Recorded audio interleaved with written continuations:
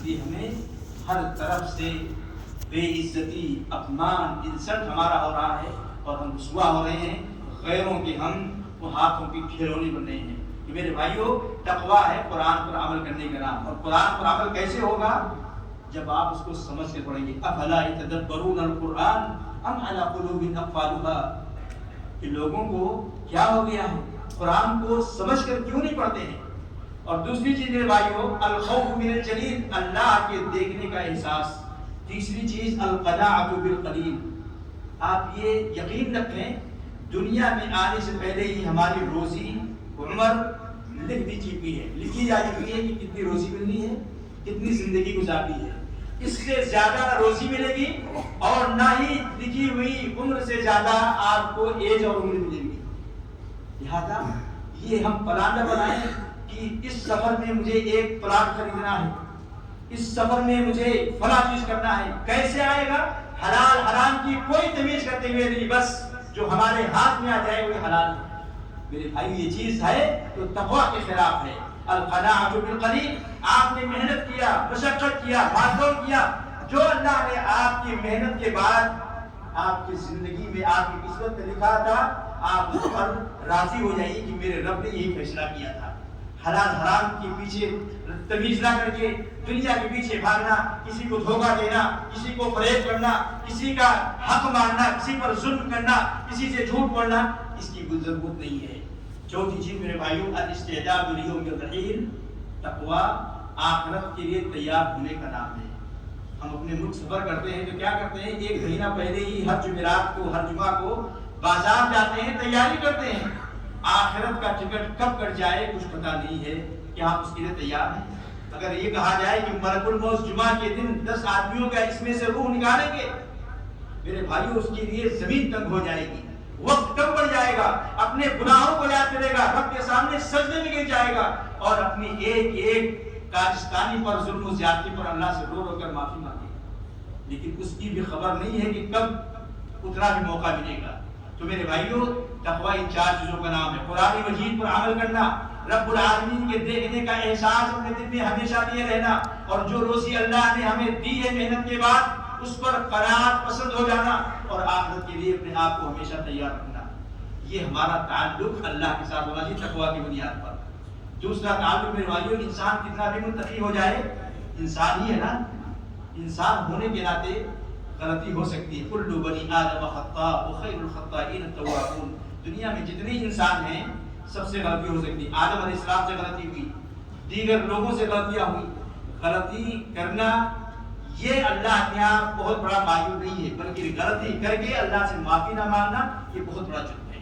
لہذا انسان سے جب غلطی ہو جائے، گناہ ہو جائے، تو فوراً اللہ کی توبہ کا دروازہ کھولتا ہے۔ یہ ہمارا تعلق اپنے آپ کے ساتھ ہونا چاہیے، کیونکہ یہ زیادتی ہم نے اپنے ساتھ کی ہے۔ اس زیادتی کا بھگتان کیسے ہوگا؟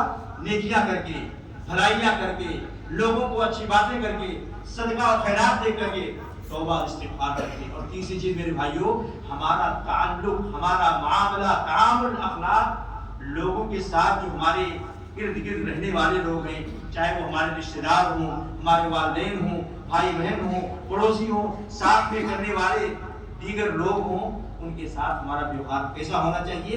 ایک اصول رکھے میرے بھائیوں، دنیا میں کوئی بھی انسان ایسا نہیں ہے جو یہ چاہتا ہو کہ اس کے ساتھ کوئی سخت الفاظ میں بات کرے، کوئی یہ نہیں چاہتا ہو کہ کوئی اس کی بے عزتی اور اپمان کرے، کوئی یہ نہیں چاہتا ہوگا کہ اس کی بہن بیٹی کو کوئی غلط نظر سے دیکھے، کوئی یہ نہیں چاہتا ہو کہ مارکیٹ میں جائے تو اس کے ساتھ دھوکہ کیا جائے، فراڈ کیا جائے، اس کے ساتھ جھوٹ بولا جائے، اسے اس کے اوپر ظلم کیا جائے۔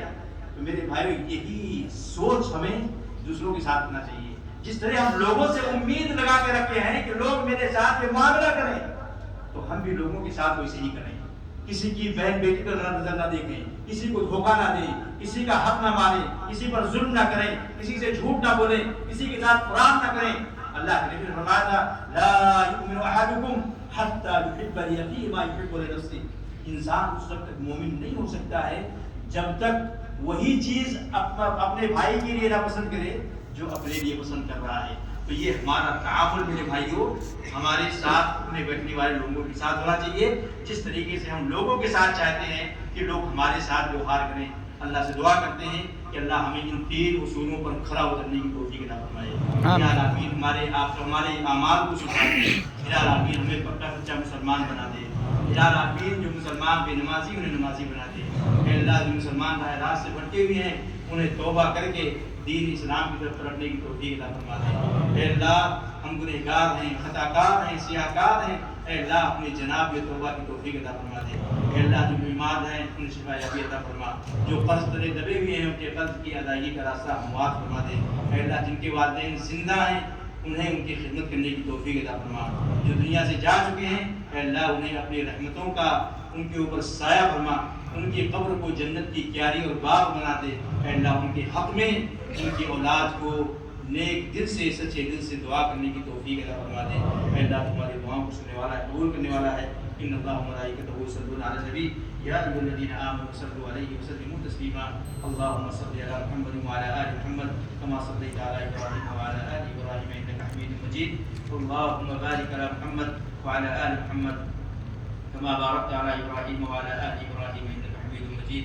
عباد اللہ رحمني ورحمكم الله إن الله يأمر بالعدل والإحسان وإيتاء ذي القربى وينهى عن الفحشاء والمنكر والبغي يعظكم لعلكم تذكرون فاذكروا الله العظيم الجليل يذكركم واشكروه على آلائه ونعمه يزدكم ولذكر الله أكبر والله يعلم ما تصنعون.